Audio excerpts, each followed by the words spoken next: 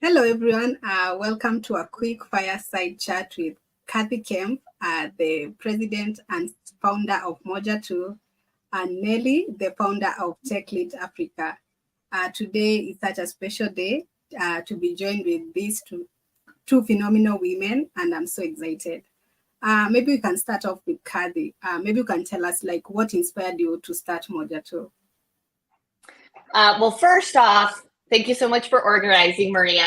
I just feel like we're like best of friends here, and I love being able to spend time with two inspirational women who are truly making an impact. For me, I think one of the things that inspires the work that we do at Moja Tu is all about creating opportunities, using education as a way to really transform people's lives. And that can look like a lot of different ways, right? But it's the impact. And we can't solve all the world's problems. There's so many problems that we're facing, but we can make our tiny little impact just one kid at a time. And whether it's a computer class, whether it's going to school and getting a degree in university, it can look like so many different things. And so I'm just so honored that we have the opportunity to partner with Nelly, with Techlit Africa, to be able to really expand and create exponential impact through the computer labs. Yeah. And yeah, what about you, Nelly? Like, what inspired you to start Techlit Africa? I think for me, it has always been growing up in poverty and seeing it's getting worse and worse, especially with climate change. Like when I think about life now, when I think about my life growing up, yes, we struggle with food, we struggle with a few things, but at least we had water. But when I think about it now, like rivers are drying up. And so the problems are getting exponentially harder. And as Kathy said, like we can't solve all the problems, but we can create more problem solvers, right? If we empower these kids, right, and we don't have to worry about food, then maybe they may take a chance at solving all these world problems that we have right now. Yeah. And maybe just to add on that, I'm a beneficiary of Moja Tu, and I can truly say that the power of education is truly amazing. Because for me now, I can be able to support myself and be able to support my family, which is something that is really inspiring. So speaking of impact, Kathy, maybe you can tell us that like the impact Moja Tu has been able to achieve over the 10 years that since it started. Yeah, it's hard to believe it's been 10 years already. But, for up to this year, we have really been focused on one-to-one sponsorship with students and a sponsor here in the US. And we've had over 30 or 40 graduates from university. All of our staff members are actually alumni, which really warms my heart because I remember meeting Maria in her first interview, or Esther and Edwin, and to see how far they've come. And, we've worked together and partnered and been mentors through, thick and thin, hard times, easy times. And to see that growth, to see the lives being changed. One of our employees is married now and expecting a kid, right? He would have never been in a position to sustain his family and have a stable job had he not been able to been given the opportunity to go to university, right? So I think that's truly what fills my heart. I love being able to see the impact that we're making on every individual's life. I don't have kids of my own. And so this is what me and my husband, Michael, have put our lives, our hopes and dreams into is let's leave a legacy, one of impact, one of really making sure that we've left our mark. And we can really do that in a way that drives so much meaning. And I feel like I have a huge family. Every time I go to Kenya, I have hundreds and hundreds of people that I love and I want to get to know more of and, visit their homes, etc. So it's really created a second home for me.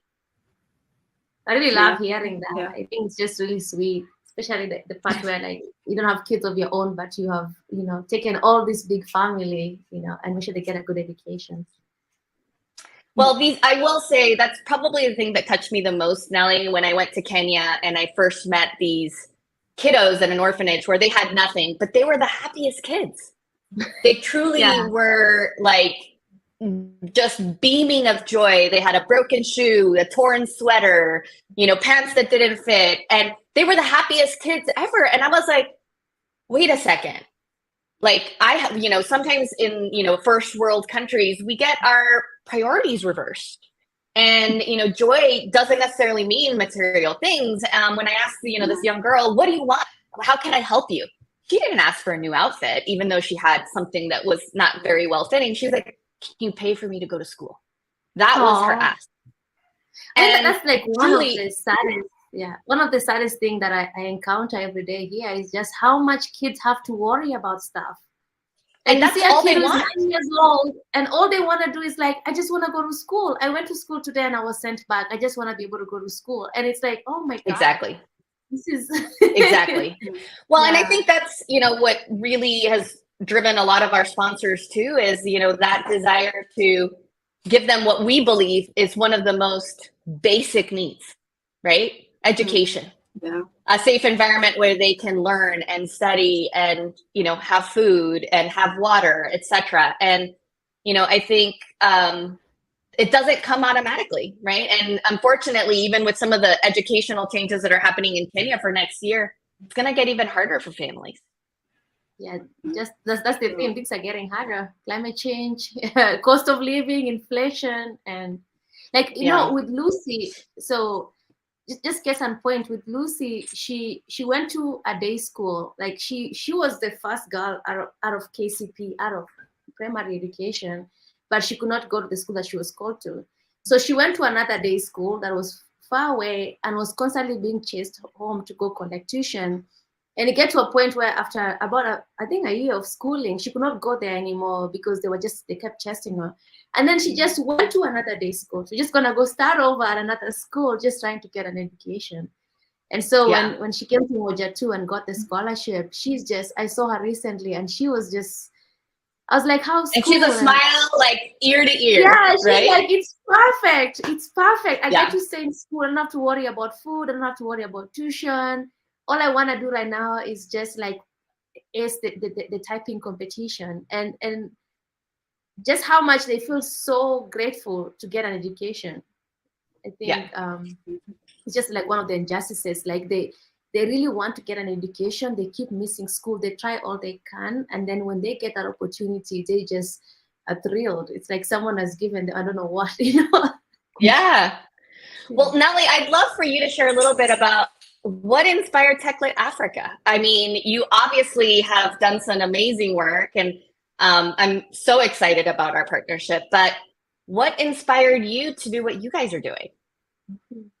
I think for me, it's the same narrative. I grew up, just like Lucy and just like so many students at Moja Tu, struggling to get an education. And for me, I did really well out of primary education. I was the first girl in our district, and I got called to a national school, like that it's 3 hours away. And when I got there, my mom only had 5,000 Kenya shillings, which is like $50, and they let me in. But every time I was being sent home, I'm sent home. I don't even have a transportation to go home. And I have to call my mom, be like, hey, I'm sent home. I need bus fare. Then she finds a way to send me bus fare. But you know what I used to do is that I'll just go home for about a week. And then on Sunday, I'll go back to school because I needed the accountant was not in. So I'll go back to school and I'll lay low. I will lay low, I'll catch up on my studies, and then when they find out, they send me home again. But I could not stand missing school because I knew that I really cared deeply about, I really, as a kid, I just wanted to be a child. I really just wanted to play with my friends. I really just wanted, but every time I had free time. You knew it was your ticket. I was either like herding cows, like taking cows to find grass or fetching water or selling mangoes at the market. And all I wanted to do was just play and just be a kid. And so I realized that I could not have that. And so for me, I just had this urge, like I just really want to rewrite what it means to grow up in rural Kenya. I really want that the kids growing up here to grow up with abundance and to grow up with, because I did not, like, I knew exactly the pain that I felt, and I was just really super aware because I was by myself a lot. Like as I'm herding cows, as I'm selling mangoes, I'm just by myself, and I'm just thinking about like how I could fix poverty, thinking about how I could empower these kids. And so every opportunity I got, I just took it, you know, like going into school and sneaking in, and, you know, and I love that story. After I graduated out of high school, I could not even, I still, like, I owed so much money. They did not even give me my certificate. Like, I didn't have my papers. And I did very well out of high school, but I could not go to university. Like, my mom had nothing. She had nothing to send me to school. And it was so clear that if I just stay, even though I did very well, if I just stay, this is gonna be my life. I'm just gonna be selling mangoes at the market. I'm just gonna be herding cows, even though I did very well. And so I took all I had and I just went to the streets. I told everyone, Mimi ni Nelly, nimepata A. So my name is Nelly, I got an A. My name is Nelly, I told everyone. I love that. I was an analog marketer. You should get a t-shirt. Yeah. I said, Mimi ni Nelly, nimepata A. Like, I just told everyone. My siblings were making fun of me until someone had a story and then introduced me to a program called Zawadi Africa, which helps you know, girls who are just graduated out of high school apply to scholarships in the US. So I heard about Zawadi Africa. I went to Zawadi Africa. I was there for 1 year, just learning about the ACTs, learning about all these things. And through Zawadi Africa is when I got a scholarship. Here's another cool story. I got my scholarship 3 weeks before I needed to report. I did not have a passport. I did not have an air ticket. I did not have anything. So I went back to the streets. Mimi ni Nelly, nimepata A, naenda America. So my name is Nelly, I got an A, I'm going to America. I don't have a passport, you know? And then the MP had about it, you know. But I dream big and I'm going to make it happen. Yeah, my MP had about it, organized for me to get a passport. And I was like, my name is Nelly, I got an A, I have a passport, I'm going to America, I don't have an air ticket. And until the somehow just like a politician, you know, paid for my air ticket. And just like that, in 3 weeks, I went from never having a prospect of higher learning to getting a scholarship, a passport. Oh my goodness. Ticket. But and you know what? That is so much about dreaming big and being fearless and believing in yourself that you deserve, you are worthy of those opportunities, right? You know, that just shows, I think a lot of times that's one of the things that I try to teach our kiddos is don't be scared to dream big. Right? Because this is like you literally are an example of that. And now look at the chain of changes and impact that you're making because people believed in you and helped you get a passport, right? All that time ago. Yeah. Right? So I'd love to learn a little bit about, obviously, congratulations on being the CNN Hero of the Year last year, which is actually how I learned of you. And as soon as I saw that article, I sent it to my team. I'm like, we've got to talk to Nelly.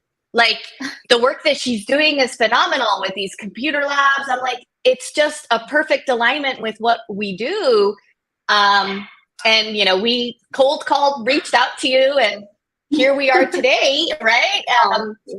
It has certainly created and given you visibility and a platform to be able to share the work that you're doing.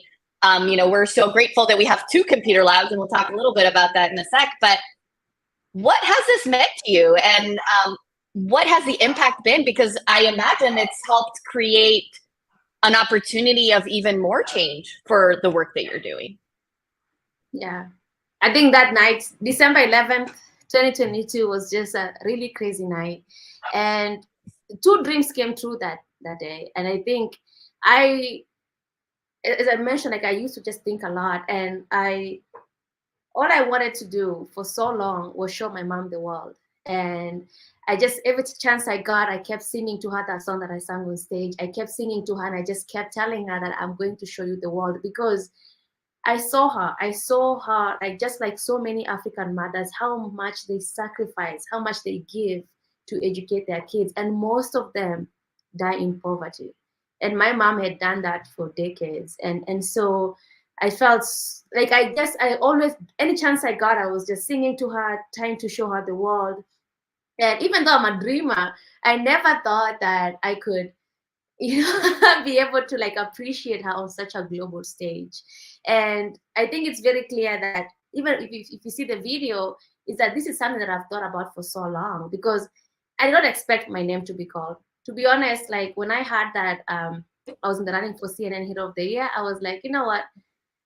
I am a village girl. I have no shot at this. I'm just happy my mom gets to come to New York.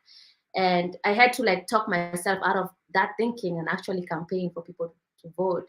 So I did not expect to be called. And so when I had my name and I was screaming and almost fainting, instantaneously, I just knew that, hey, you've always had this dream. Come on, like just like it just shows how much I really dreamt and I really cared and I really wanted people to see her, for who she is.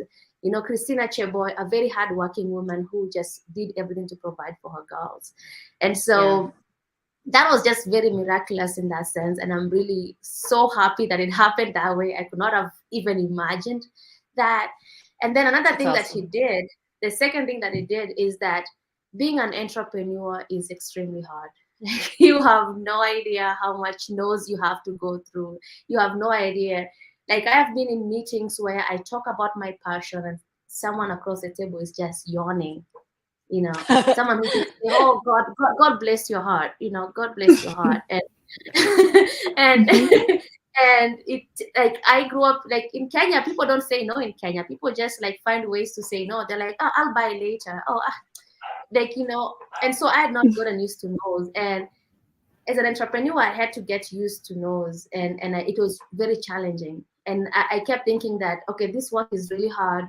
That's all it's gonna be, and it's really hard to keep going. And so that night just showed, just no matter how many no's you get, a yes can just be so powerful, and it's totally worth all the no's that you have gotten there. And so those are the two things. And of course, like after that, it has gotten a lot easier. I get to meet people like you. I get to partner with a lot more organization and just grow our work. That has just been really awesome. Yeah. Well, I'll give everyone just kind of a quick summary. So we connected earlier this year, and I'm a little bit of a go-getter, and I'm like, "Hi, Nelly, my name is Kathy. Let's create computer labs." And you're like, "Okay." So 3 weeks later, we kicked off 2 computer labs, one in Naivasha and one in Laikipia. I was just so thrilled at the opportunity that, like, I knew when I saw your story, I'm like, I've got to get some computer labs, because while we make an impact directly one-on-one, sponsoring a student to go to school is expensive, and that's not in everyone's reach, right? Because it's, $85 a month, almost $1,000 a year. That's not everyone in everyone's budget. But I'm thinking, well, we have 185 students in school. I have 90 in university, believe it or not. But how can I impact hundreds and hundreds more lives without having to, do sponsorship? I was like, the computer labs are it. And I actually had undercounted. I was thinking it was 500 kids a week are taking classes, but it's 800 kids a week are taking classes across both of our schools.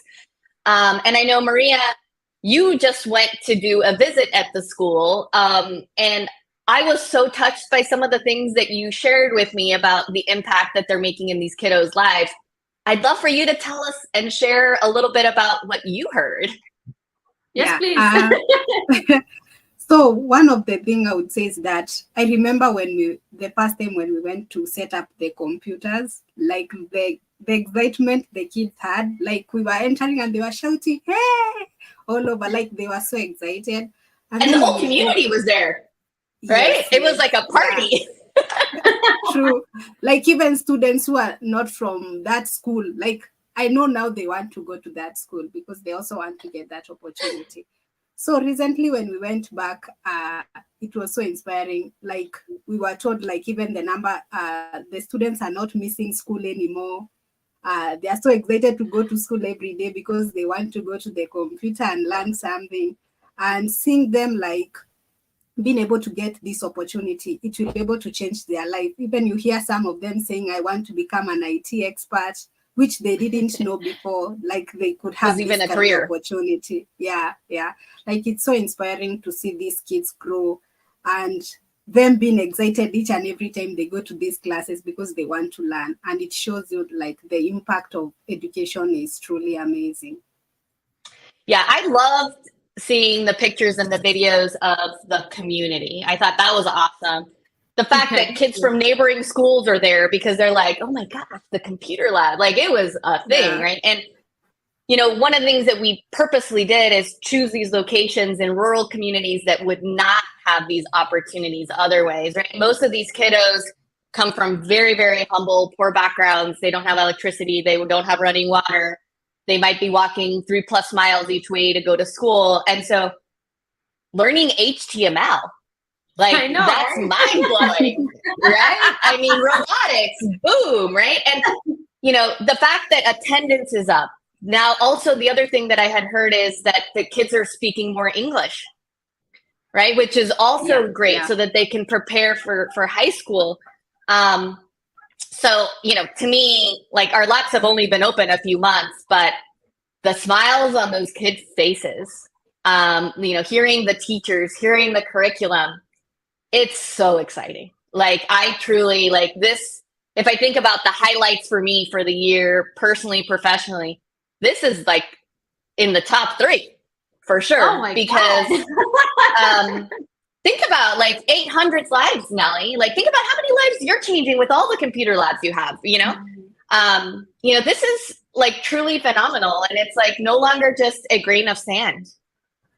This is now a movement, right? And we are exposing these kids to a world that they never would have been able to see otherwise. And so you have to sleep well at night, Nelly.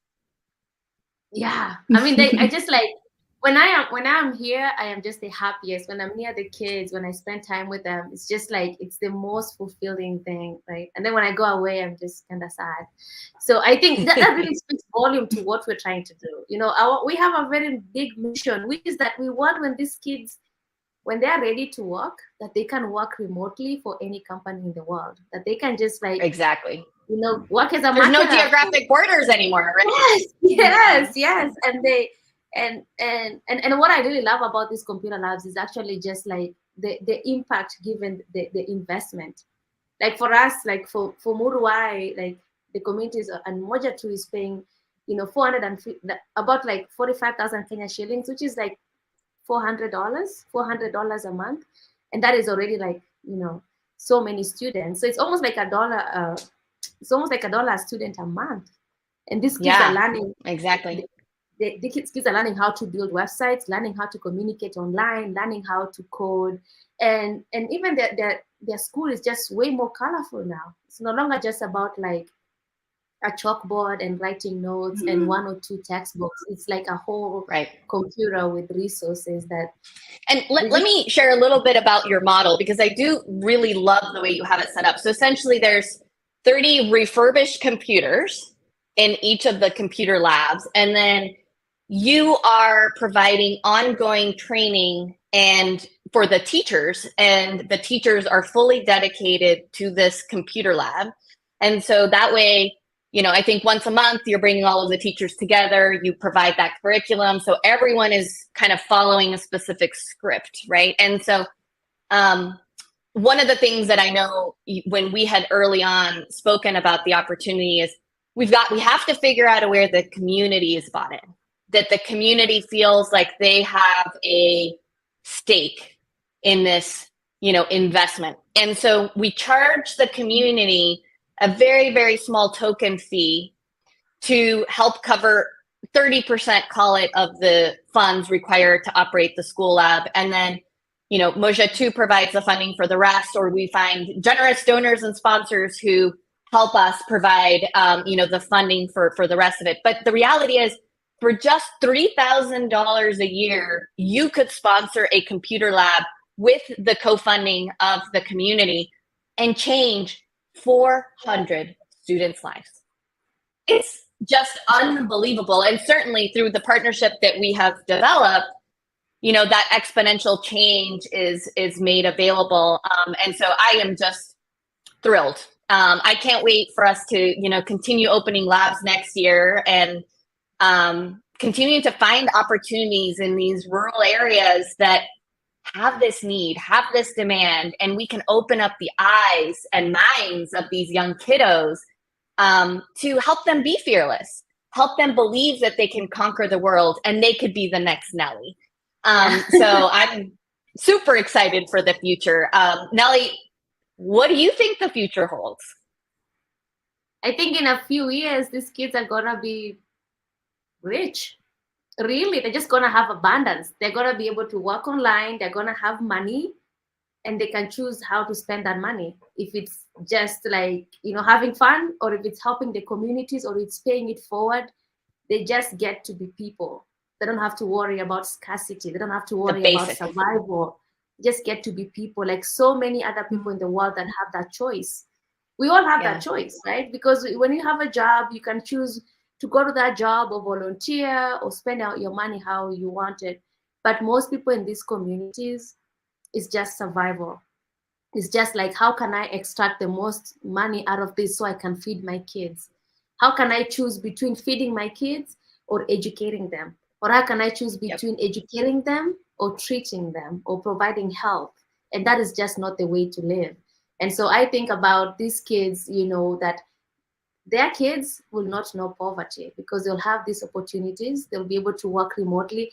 Like the really coolest part is that they don't even have to leave their communities to make it. You don't have to leave home to make it. They have the laptop. They'll be able to work from anywhere, have that money and provide for their families. And I think there's just a lot of decency in that, being able to earn a living and being able to choose how to spend it, like all of us are able to do that. Absolutely. I can tell you again, one of the highlights for me this year has been this partnership, getting to meet you. I feel like we're long lost best friends. And, I'm really excited for, next year and the years to come. As I mentioned, we had our 2 computer labs, which are our pilot labs this year. And I'm really hopeful that we can open a handful of more labs next year. And that, we can create a, chain reaction amongst, those that want to make an impact and want to make a difference, and maybe even want to come to Kenya to see their lab in their honor, and all of the kiddos' lives that they're changing. So we will do our part here in the States and try to find some additional funding for labs. But I so appreciate you being the conduit to all of this, impact and the work that you've done to help create the framework and the infrastructure to allow us to just be part of this journey, and help us change more lives. Because without the dedication of all of us, without partnerships, without working as, a team, it truly takes a village. It takes a village to create change. We can't do it on our own, right? And so I'm just thrilled to be able to, be part of that journey with everyone, and hopefully you find, other NGOs that are interested in, participating in this project with you, because I know that the impact that we can make, is just really tremendous. I think I could have said it better myself. I think there's no way I would have known about Muruai or Laikipia. I'm Kenyan, but I only know about this little community that I was raised in. And it's near impossible for me to go to a new community that I have no idea that exists to even make this happen. And so I am eternally grateful to Moja Tu. We have done other partnerships, but there's one that we were talking for 1 year before we actually did it. And then I meet Kathy. 5 minutes in, she's like, okay, how can we have this lab running next week? I am like, that is my energy. I love that. And so I think it's just been such an honor to be able to go into these communities that you already have the relationship with, those kids, the community, and you're just allowing us. Thank you for allowing us to come into this community and making a little bit of a change there. And I think that is I think that is just the most impactful way, because when you find people like you that already have the relationship, they already know, and then we're just able to plug into that, we can easily grow our impact. And I'm just really grateful that we're sharing this dream together, and we're moving forward together. Well, I can't wait to see what's next, because I think we make a powerhouse team. And I think there's a lot more that we can do together. And Maria is our boots in the ground in Kenya and has been going to all the computer labs and taking pictures and interviewing the kiddos. And it's just so heartwarming to see the impact and the feedback that we've gotten. Maria, any other final words? I have a really quick anecdote. So our teacher, Yeah. teacher Tobias, says that every time he walks home, like from the school, the group of kids just sing to him. They sing to him every single day. So Tobias is from the coast. I know Tobias is from the coast, and the first day he went to Muruai, he was like, "Oh my God, this place is so cold. I don't know if I'm gonna survive here." I was like, "Okay, hold tight as we find someone else who's like from similar region." And so I've been like running around. I'm like, okay, I gotta find a new. I'm gonna have to send him a Moja Tu jacket. I know, that's what I'm saying. Nice. We had to buy him a carpet. We had to buy him like a lot of stuff and blankets so he can be. And then 2 weeks later, I think I called him. I was like, okay, we found someone from like Laikipia West. Okay, so you can go to our school in Mombasa, and this person can. And then Tobias was like, you know what? No, it's fine. I'll stay here. The kiddos are super special. I found my place. I found my home. And that's so sweet. It was so wonderful that he went from like, he just like felt the love and the welcome in the community. It's like, no, these are my people now. I'm gonna stay. So that's awesome. That's awesome. That's awesome. Also, maybe what I would like to add is that with the computer lab, also the teachers that are teaching the students, we're also creating like employment for them. So like we are creating impact for more than the students, the community, also the people that are working for the computer lab. So I'm really happy to be part of this partnership and to see like the growth of the students. And I'm so excited to see the years come and seeing the student maybe taking the initiative of teaching other students. Like this partnership is really amazing, and we encourage donors and supporters to come and support us. Thank you so much. Excellent. Well, I'm super excited for 2024. I'm confident we will get some new donors and helping us fund some additional computer labs. And I just can't wait to continue to hear these great stories and see the pictures of our kiddos, fifth graders learning HTML who would have not the opportunity otherwise is really amazing. So Nelly, thank you so much for being part of this journey with all of us. And I'm super excited to see what's next. And we'll probably have to do a catch-up interview in a couple of months, because I know we're going to have more great stories to share. Sure. Excellent. All right. Thank you, everyone. And stay tuned. You can donate to our Education Rainbow Fund that helps fund a lot of our computer labs and work. So go to our website, mojatu.org, and help us fund the next computer lab. Asante sana. Auntie. Bye.